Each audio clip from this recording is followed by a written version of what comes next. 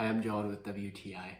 Now, my wife and I are kimchi lovers, so we were so happy when we found this kind of kimchi or fermenting bin by Egen. Now, this thing has been amazing.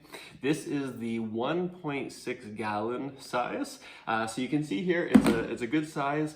It fits in the fridge perfect. I love how it is cube shaped, so it fits a ton of kimchi or whatever you want to ferment. Now, this time that I made my kimchi, I used 3 good sized Napa cabbages, along with a few other ingredients like some carrots and radishes and things to really make their kimchi amazing.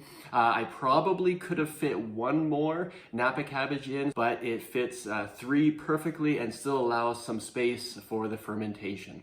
Now, what I love is it seals very well, so there's a good seal on it.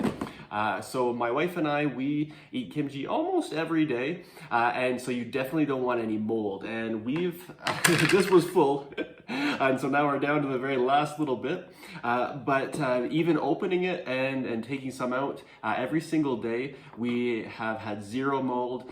This is probably about a month and a half old now, and as you can see, there's only a little bit left down at the bottom, but the vacuum seal that they use with this is amazing. You're able to get almost all of the air out. It seals it so that no mold can grow. So I just followed a recipe and it turned out amazing. And like I said, it's still very fresh after a month and a half. For me, I love the fact that I can make the kimchi in 1 container and then just stick it right in the fridge.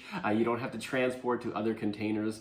So that is a huge bonus for me. For me, this is a must-have.